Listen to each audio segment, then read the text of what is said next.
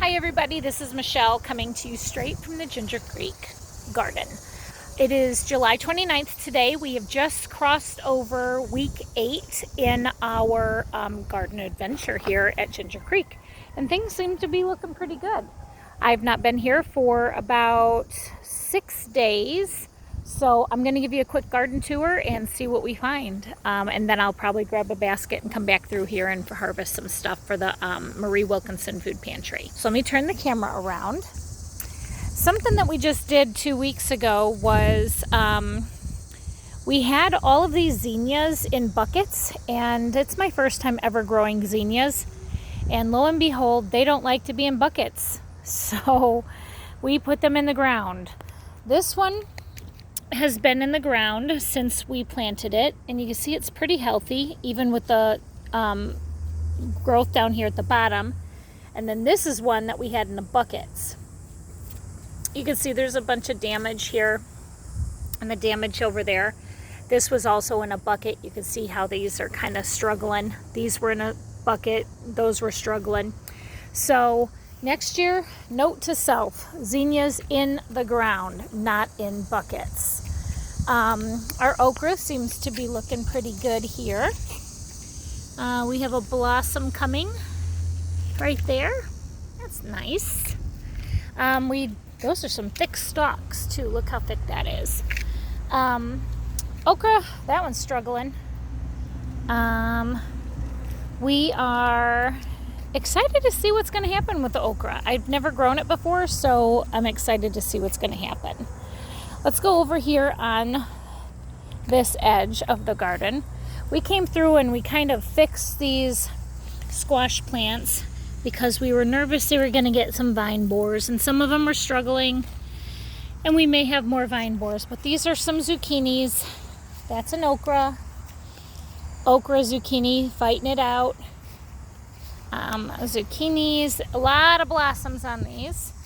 Some baby zucchinis. Oh, we got a mature zucchini right there. That's awesome. Another baby zucchini in there. We had to kind of help out these squash plants with putting aluminum foil around the trunk at the base of the plant because we were getting some problems with some vine borers. So we went ahead and tried to do our best to eliminate that by putting the foil down there at the base on the trunk. Zinnias that we had in the ground that are doing fine. This is the same thing that I had at my girlfriend's house. This yellow squash, I don't know what's going on with that.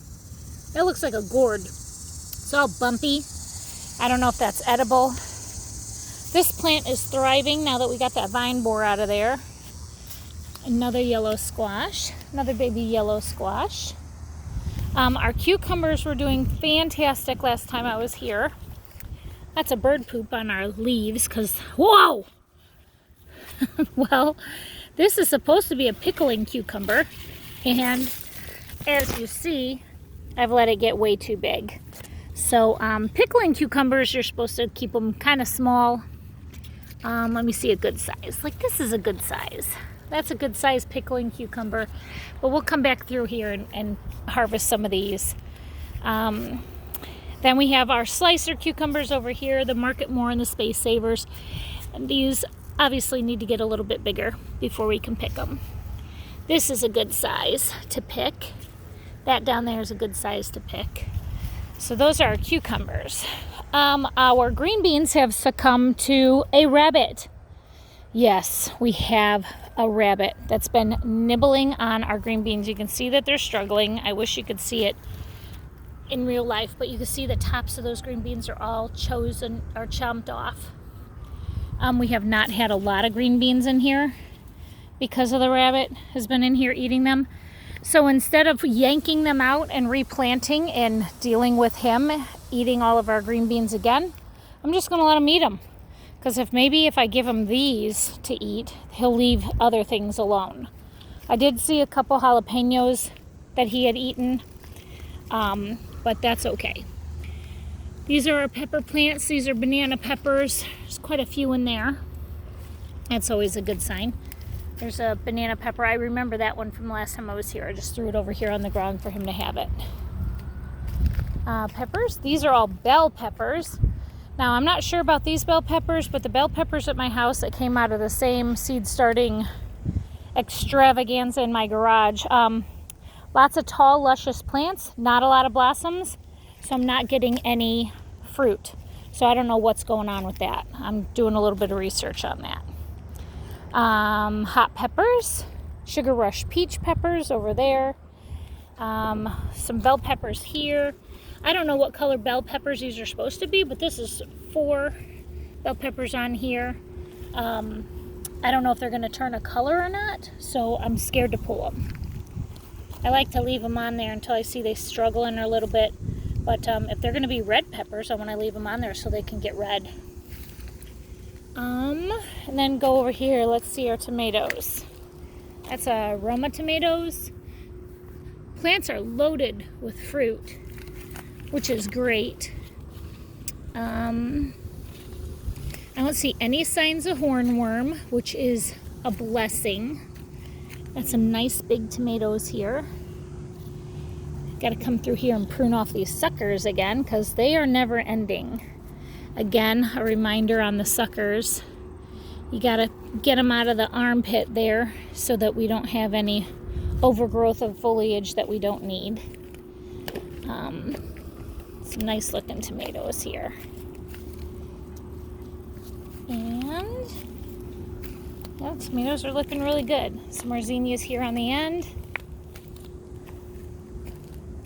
More tomato plants. Lots of marigolds in here.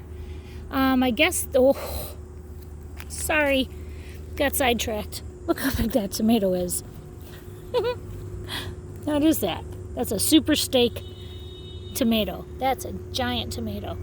I think marigolds help ward off bunnies. So that's probably why we don't see a lot of damage over here with the marigolds around the tomatoes.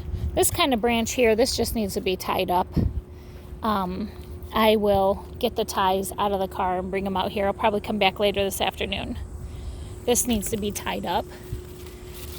Tomatoes on there, that's weighing that down. So we'll make sure that we tie that up nice and good.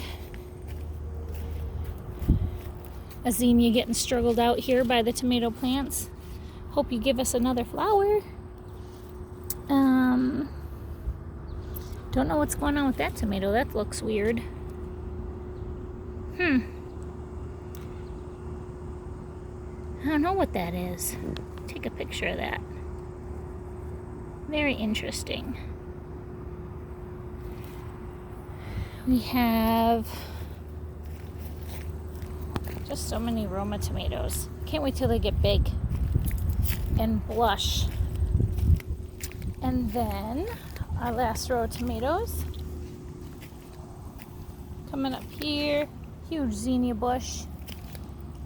And more tomatoes. That is another massive tomato. Little guy here. Looks like everything is doing really well. Let's pause the video and get to the raised bed over there. Okay, again, it is July 29th. It is just past week 8 in our garden. And let's see how these are doing. This little squash, he hasn't died yet, so we're gonna leave him there. We did transplant these squash here. They seem to be doing pretty good. That, I don't know what's going on there. That looks like an okra. Holy okra.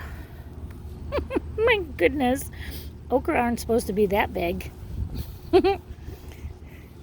That's like a dwarf okra plant. That's pretty crazy. I had to get some pictures of that. Okra, that's 2 different varieties, obviously. Look at the leaves. You can tell the difference in the leaves. And our watermelons. These are Beni Kodima watermelons. That's just kind of a wild mess. These branches just need to be weaved in here. We got to come back and spend some time doing that. Have some squashes down in here.